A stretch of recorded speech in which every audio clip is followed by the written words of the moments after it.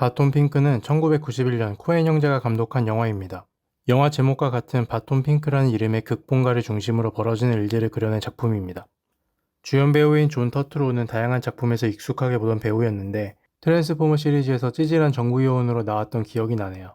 최근에는 페드로 알모도바르 감독의 룸 넥스 도어에 나왔는데 꽤 멀끔한 미중년의 모습으로 바뀌었더라고요.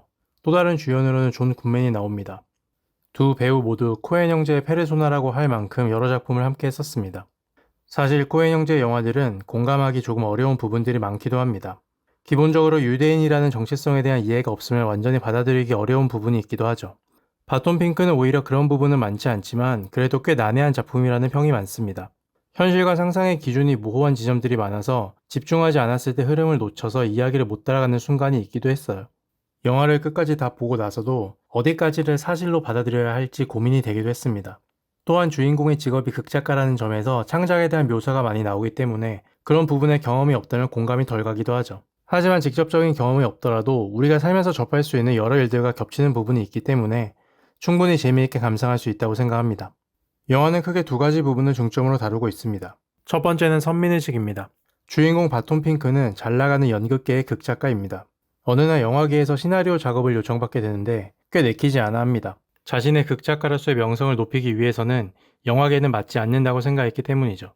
하지만 결국은 일을 맡게 되고 영화사에서 잡아준 호텔방에서 작업을 시작하게 됩니다. 주인공은 집중해서 글을 쓰려 하는데 주변의 모든 것이 거슬리기 시작합니다. 아주 예민하게 말이에요. 낡은 방에 벽지가 떨어지는 소리부터 옆방에서 울리는 정체불명의 소음까지. 결국 참지 못한 주인공은 카운터를 통해 항의하게 되는데 곧 옆방의 투숙객이 주인공을 찾아옵니다.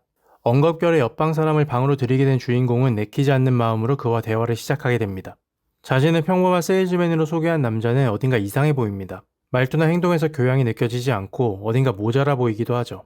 바톤 핑크는 그와 대화하면서 상황 자체에 대한 불편함을 느낍니다. 그러다 무의식적으로 선민의식을 드러내게 되죠. 나같이 예술을 하는 사람들을 당신은 이해할 수 없을 것이라고요.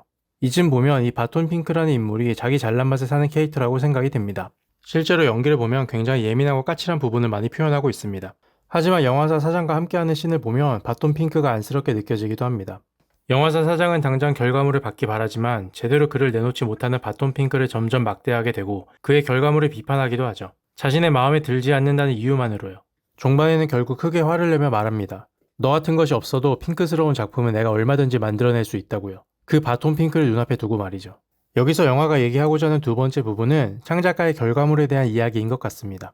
창작을 하는 사람들은 대부분 자신만의 아이덴티티가 강하고 독특한 스타일이 있습니다. 그 스타일을 좋아하는 사람들이 많아질수록 창작가의 위치는 높아지는 것이고요.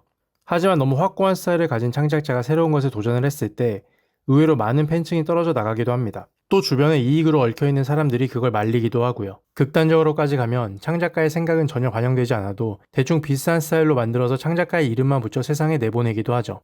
얼마 전에 하이브와 어도어의 갈등이 있었죠. 원인은 여러 가지가 있겠지만 이런 부분에서의 갈등도 있지 않았을까 싶습니다. 회사에서 아티스트를 만들어내는 것에 대해 디렉터의 혼자만의 기여도가 얼마나 인정이 되는지 그런 부분에서 서로 갈등이 있지 않았을까요? 자본가의 입장에서는 온전히 자본의 힘이라고 생각할 수도 있는 거죠. 현실에서 이런 유사한 사건이 바로 떠오르는 것을 보면 역시 영화는 현실을 반영하고 그 현실이 새로운 영화를 만드는 것 같아요. 후반부에 가면 바톤 핑크는 종이상자를 들고 다니게 됩니다. 그 종이상자에 든 것이 어떤 것인지 명확하게 나오지 않지만 영화를 보다 보면 정황상 이게 무엇이라는 것을 알 수 있게 됩니다. 극 중에서 누군가가 바톤 핑크에게 묻습니다. 그 상자 안에 뭐가 들었냐고. 바톤 핑크는 이렇게 대답합니다. 모르겠다고. 그러자 다시 한번 질문이 돌아옵니다. 그 상자는 당신 것이 아니냐고.